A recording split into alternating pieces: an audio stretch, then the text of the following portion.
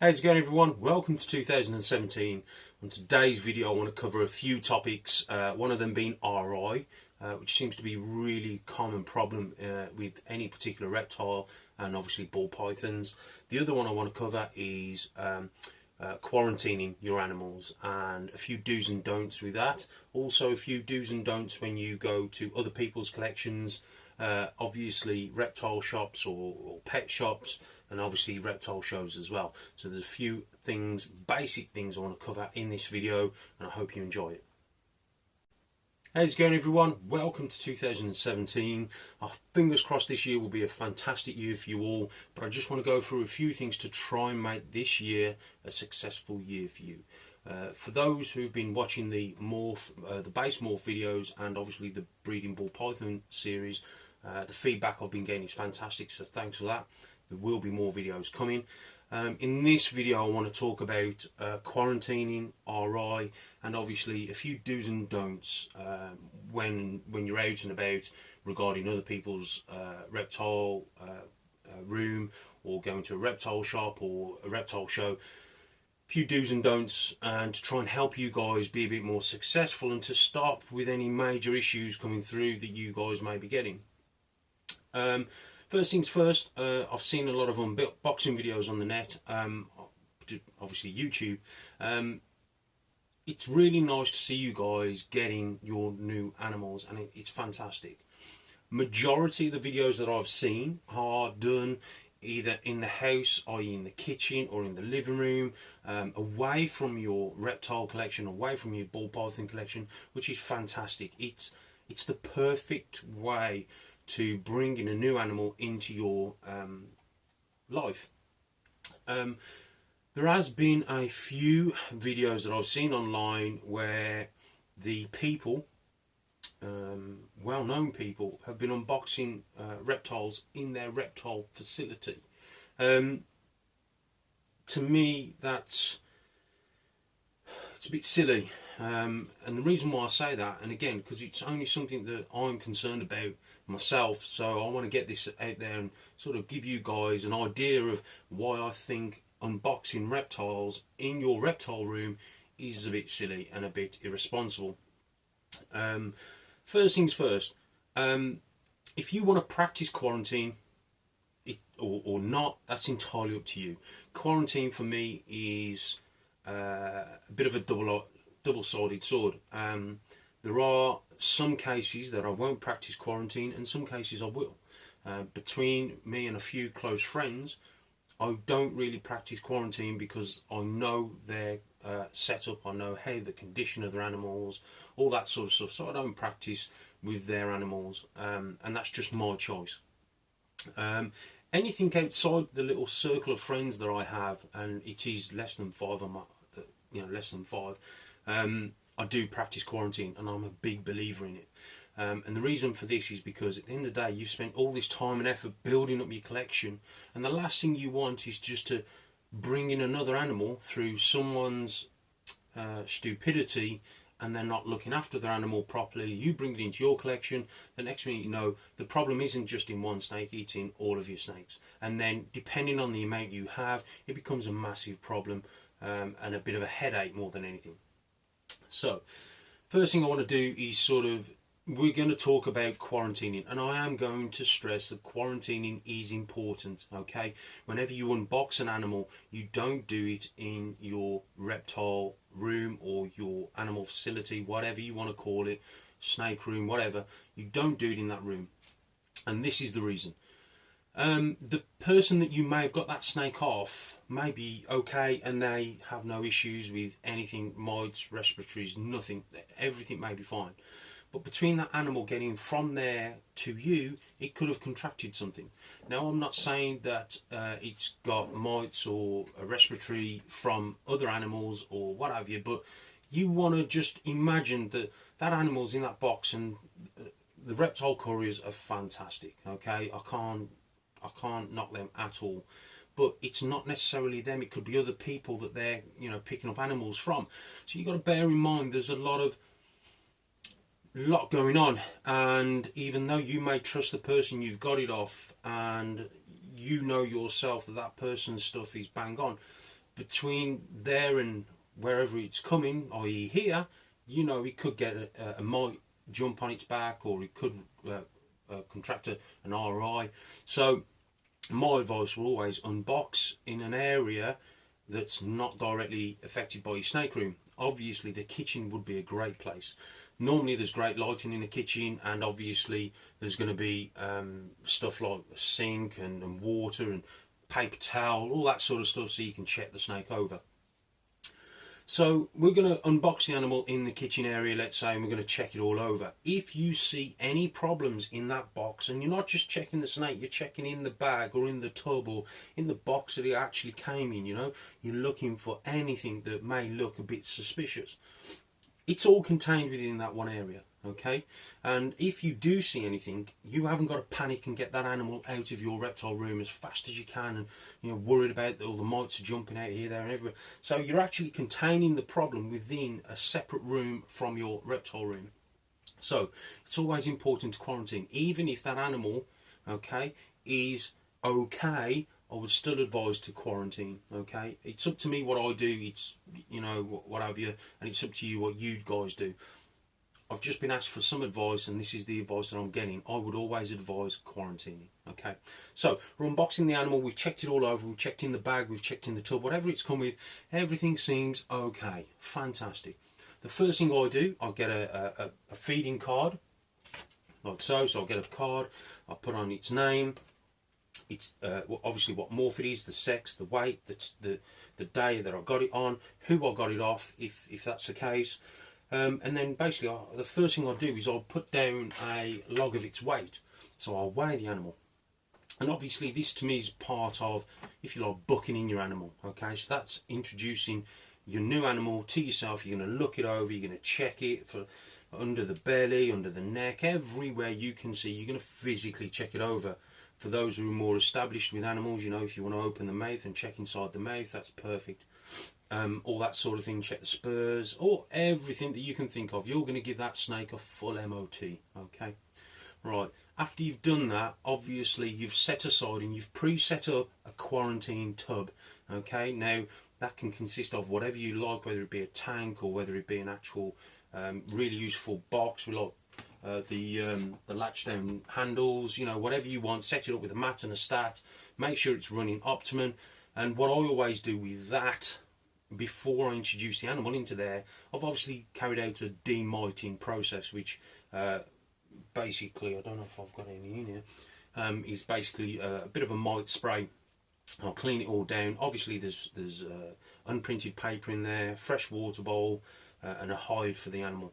Before I put any of the water bowl or the hide in, the whole tub gets a demiting, if you like. Okay, so I'll clean it all down, disinfect it, then I'll give it a spray of a mite spray. Let that set, and like I said, I set that up 24 hours before picking up the animal. So I know that the temperature's in the tub, it's all aired, it's all fine, there's fresh water in there, everything's good, the temperature's working as it should, then we're good to go. Again, 24 hours prior to picking up the animal. And the reason why I say that is because if you have a problem, you're going to have a bit of time then to put it right. Most people get the animal, get home, and then go, oh, I've got to set up a tub. Well, then you've got to waste time setting it all up. Meantime, this is 2-3 hours down the line that you've actually picked the snake up, and so on and so forth. So, fail to prepare, prepare to fail. So, set up the tub, get it all going, make sure it's right. Get your animal, check it over, do a feeding card, make sure it's all healthy and it looks okay, you know, check the eyes, check the jaw, check for anything whatsoever, check it all over. And then you're going to put that animal in that tub, and this is one of them things, because some people say 4 weeks, some people say 6 weeks, some people say 12 weeks.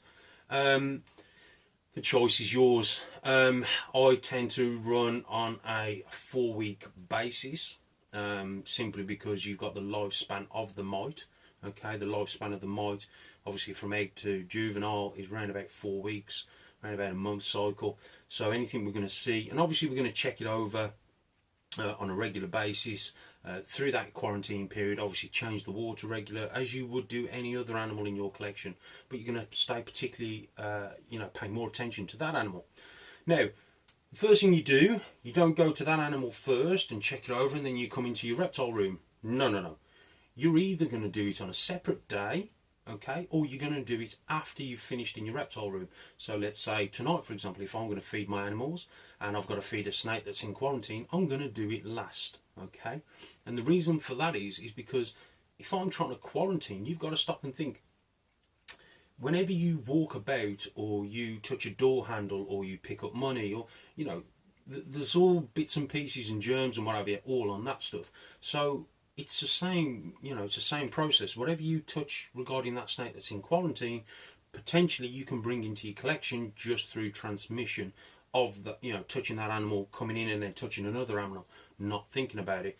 Whenever you walk into my reptile room, basically there's hand sanitizer, okay? It's not a fail proof, but it's a good habit to get into, sterilising your hands in and out the room. At any point you know you want to do it, just it's there. It's fantastic hand steriliser.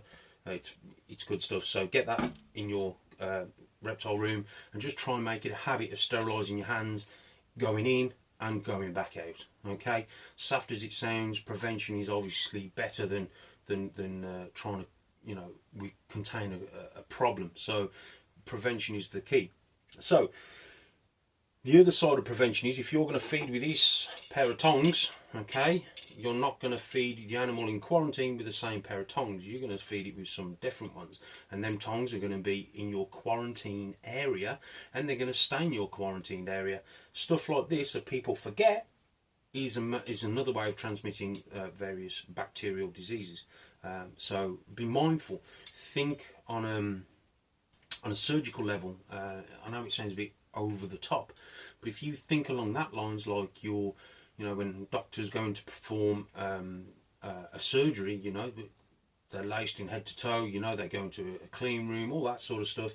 It's a very similar sort of process. You've got to stop and think, guys, that, you know, if you are lapsadaisy with this, then you're going to get problems all over your collection.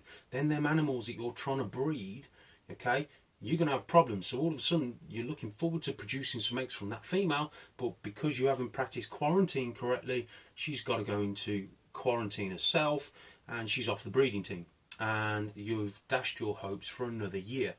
So quarantine is important, okay? Prevention is important. You've got to stop and think. The other side of quarantine as well, another factor to think about, is your clothes. Okay, so that can also, you know, be for the same. That can go for the same instance as if you go to a reptile shop, or if you go to a pet shop, or a reptile show. You know, you're going to go around and you're going to look at other animals, and if they've got any mites or anything like that, their mites are going to jump onto you. Might jump onto you. Don't want to give everyone the heebie-jeebies, but, you know, let's face facts, it may happen. So whenever I go to a reptile shop or a reptile show, before I step foot in the room, the first thing I do is I'll either change my clothes or I will demite myself. It depends on what I want to do or what's happening at the time, this, that and the other. So think before you do anything. Again, sterilising your hands, okay, it's important, okay. That sort of thing will stop and reduce any factor of you getting mites or RI or any type of other bacterial in your collection. So be very mindful of what you're doing. Okay, let's talk about RI, and it's actually a respiratory tract infection, so it's RTI, okay, but we just call it RI. What is RI? RI is a bacterial infection within the respiratory tract, okay?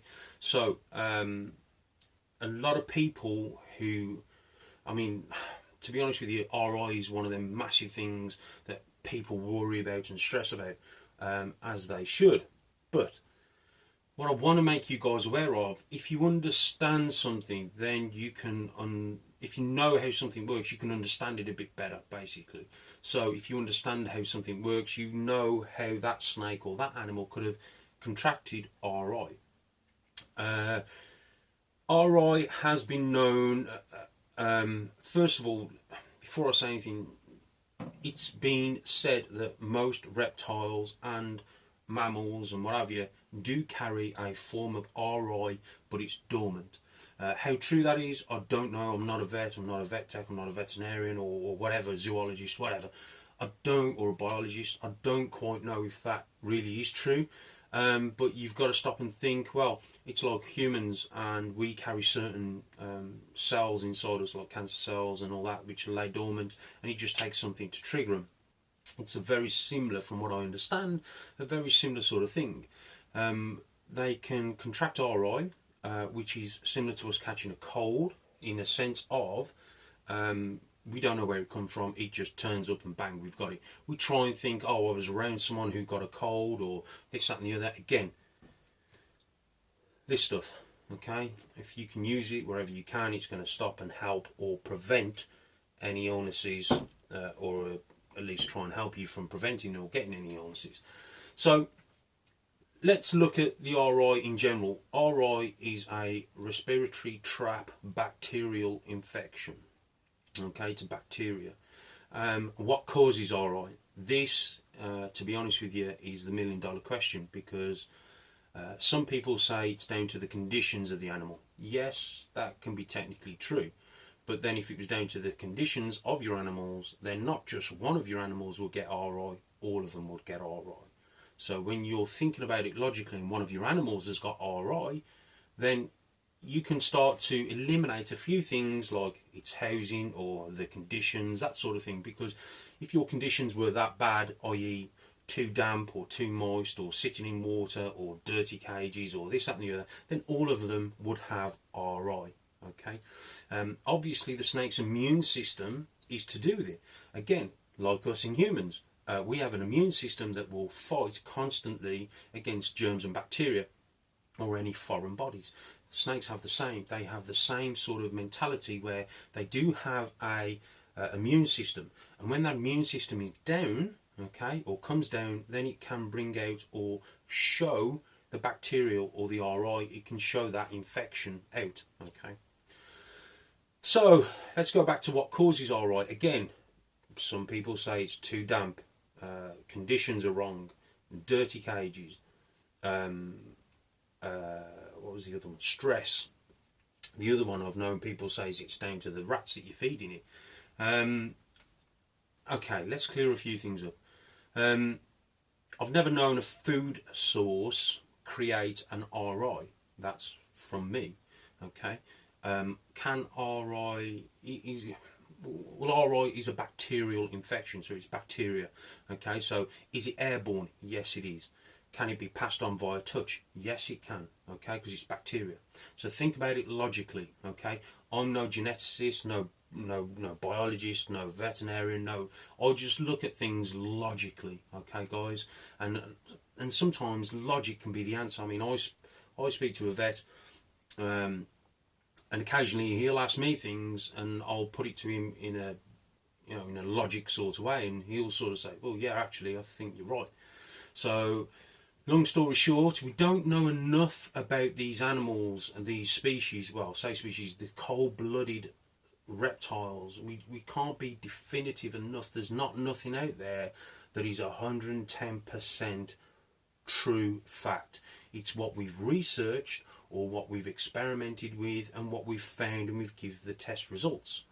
So again, when you're looking at an animal of yours that's got RI, the first thing I want you to do is obviously put it into quarantine, take it away from your collection, and obviously you're going to disinfect the area that it's been in, and you're going to do your best to obviously get rid of that bacteria that may be floating about. The other thing is, obviously, like I said, it's also touch and airborne. Again, it's all about containing that bacteria. So the first thing you do is take that animal out of your collection, and you're going to put it in quarantine, okay? And then obviously you're going to set all your quarantine up, you're going to put your snake in, and the first thing you're going to do, guys, is phone your reptile vet, okay? You can go on Google, you can go on YouTube, you can go on Facebook and ask everyone's opinion if you like. Unless people know the true facts, you're going to get all sorts of questions, okay? And to be honest with you, I would not give any veterinarian or any sort of advice like that over the phone or over a text message or on the videos, simply because I'm not, I don't have that type of qualification. All I can tell you is what I've learned from myself and what I've done and practiced on my animals, and what it works and what doesn't work.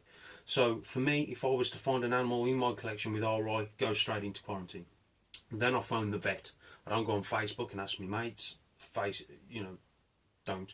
Phone the vets, get it booked in, take your animal down there. Obviously, before you go back into your collection, you're going to change your clothes, you're going to disinfect your hands, you're going to clean yourself up, then you're going to come into your reptile room, you're going to clean and sterilise down the area where that snake particularly was.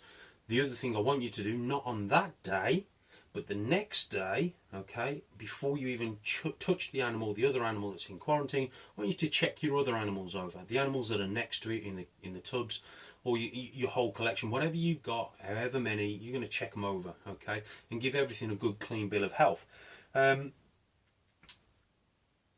lot of people say once one snake's got RI, the rest of the snakes have got it.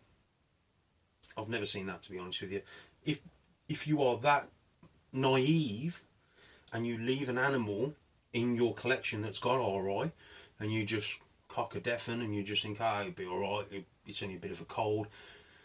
Yes, you stand more chance of spreading that RI around, or that infection or bacteria around, and unfortunately you are asking for trouble. So the first thing you see, you separate it from your collection, put it away, and then obviously you're going to go around and check the rest of the animals the next day, okay? And again, be mindful, if you are taking anything out to that animal, or you are going to be using stuff where that animal is, you don't want to bring it back in and cross-contaminate, okay? Because that is another key that a lot of people don't realise can happen.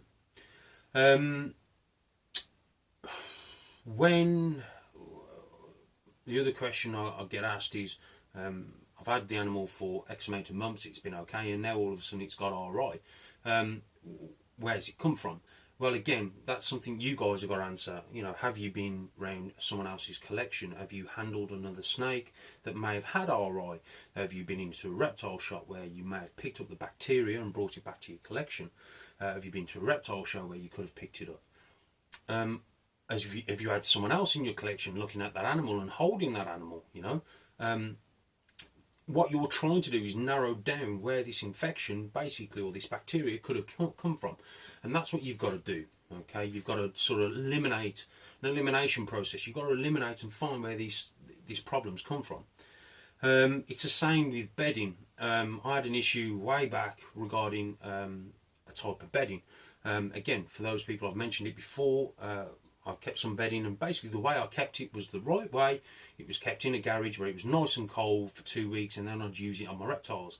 It still managed somehow to bring in a mite or mites into my collection. Fortunately, I caught it early enough, and it was only in 2 animals, and I basically stripped everything down, got rid of the whole lot, the bedding, the lot, and I went straight back. I was on unprinted paper, and I wanted to try bedding. Doing the bedding for a few months, and then I noticed, like I said, there was mites involved.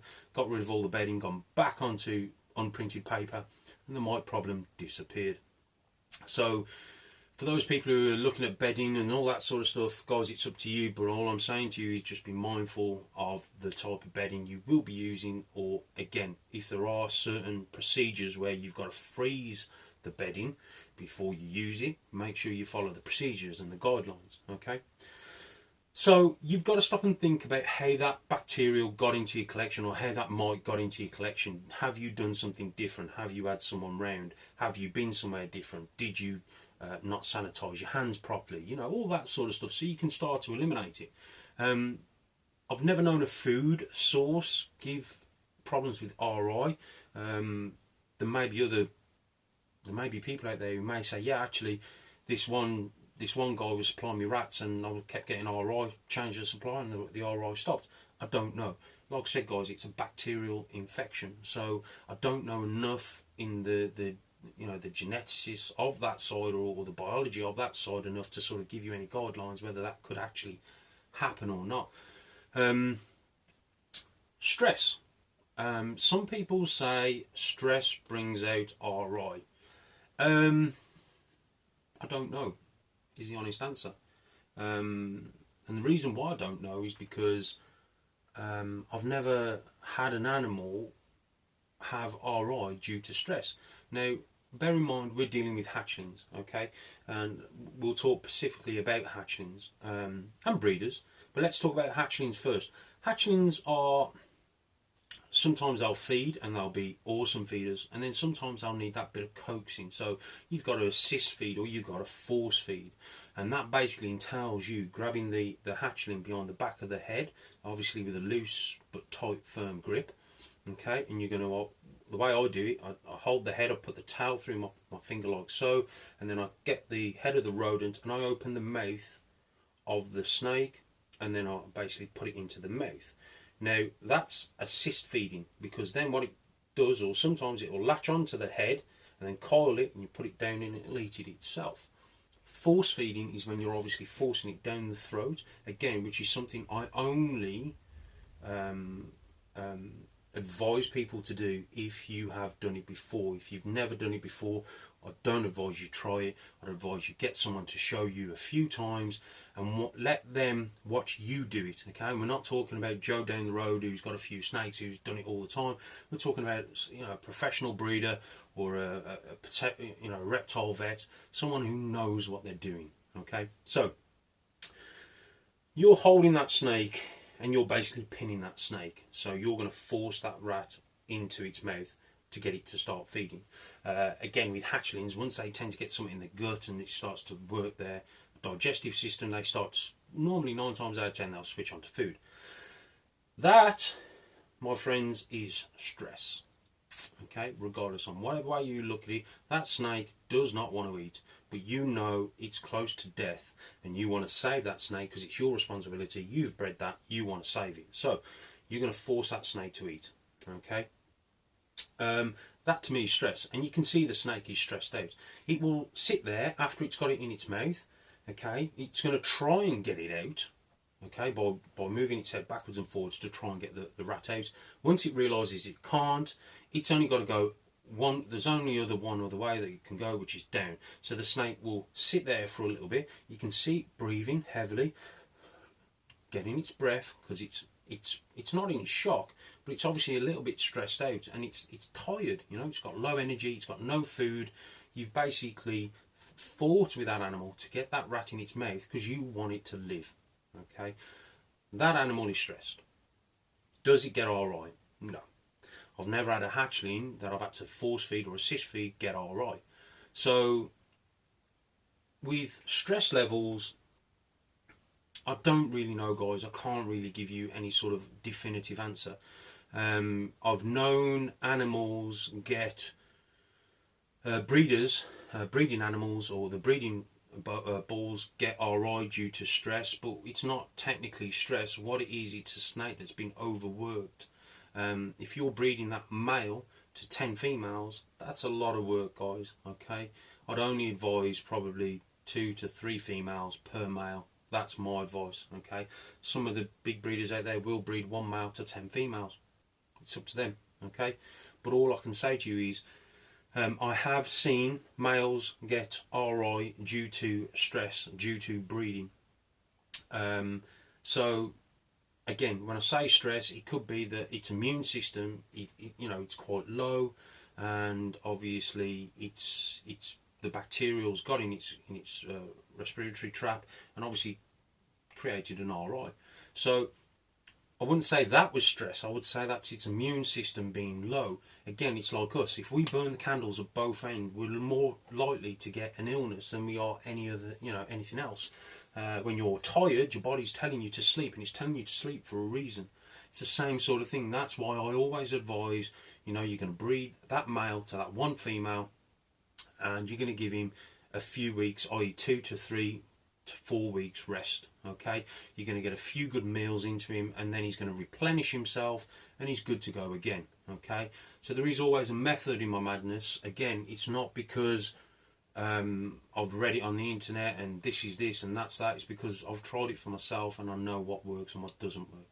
Okay, guys, so respiratory is a bacterial infection, and you need to be mindful of what you've done, why the snake's got it, or how it possibly could have got it. Okay, the other thing you need to think about is, if you've got a problem with your snake, my advice is don't go on social media and start asking questions.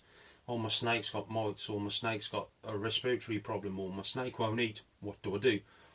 Not being funny, guys. There's nothing wrong with asking for help, but it's how you do it. Okay, it could just paint you in a bad light, and I know a lot of you out there aren't bad people, and it's just that you are literally asking a question. What I would do, if I'm being perfectly honest with you guys, I would private message someone who knows what they're on about, someone that knows what they're doing. And I'm not just talking about me, guys. I'm talking about any other well-known breeder or anyone that you feel comfortable talking to about that problem. Don't put it on your wall. Don't put it there for everyone to see. Private message people, okay, guys? Because you're not bad people, but all of a sudden you start listing stuff like, oh, my snake's got a burn. What do I do? Guys, you take it to the vet, you know? Oh, my snake's got RI. Can anyone help me? Yeah, get to a vet. Oh, my snake stopped eating. What should I do? You know, guys, it's like, I understand you've got questions and that's fine, but just, it's how you ask them questions, okay? There's nothing wrong with putting yourself out there and saying, hey, I've got a problem. But it's how you ask for help that will determine whether you're going to be looked upon or you're going to be hunted down by those people on Facebook who, you shouldn't be keeping animals because you've got this, you've got that, you keep posting this. You know what I mean? You're just opening the floodgates. You're basically loading the gun for them to fire, okay?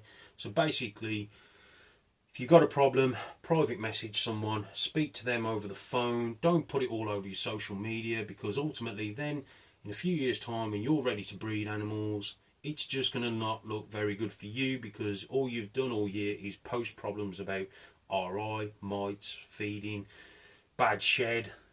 Come on, guys, I've done a load of videos for you guys to watch. Okay, they're just there in the history. Just take a look, how to deal with bad shed. Okay, so there is plenty of information out there. If you still don't know or you still can't find the answers, then yes, by all means, private message someone. But in the meantime, you're going to look after that snake to the best of your abilities, quarantine it. You're going to get on the phone to your reptile vet and you're going to book it in, and you're going to get it looked at professionally, okay, and as soon as possible. It doesn't hurt asking for a bit of advice. What should I do at this minute? If I can help you guys, I will. Okay, that's what this channel's basically designed for. But I'd like to see a bit of common sense coming from you guys, because you're all capable of keeping snakes. You know, from everyone that I speak to, you know, you're very accomplished, you know, snake keepers or snake breeders. But then there is a bit of common sense that some people just, you know, they just put it out there on Facebook. Oh, my snake's got a burn. What do I do? You know, guys, come on. You know, you should be checking everything on a regular basis. So, there's a few little tips there. Changing your clothes, sanitising your hands, making sure you're using different instruments or implements when you're feeding animals. Quarantine your animals, okay? Make sure you quarantine your animals. You know, it's just common practice. You know, you're getting an animal, and yes, it may come from a breeder that you know and trust, but in the transportation side of things, in the couriering side of things, he could have got something that way. Again, its immune system could have dropped. It could have picked up a bacterial infection. All right. It doesn't mean it came from that breeder. It just means that in that time, it could have got something. So your quarantine is going to be your way forward to obviously stop and prevent anything from getting into your main collection. Okay, guys. Hope this helps. I'm going to wrap this up now. Thanks for everyone, and I've said this before on my Instagram, but thanks to everyone who supported me last year. It's fantastic. Again, I really appreciate all the follows, all the subscriptions.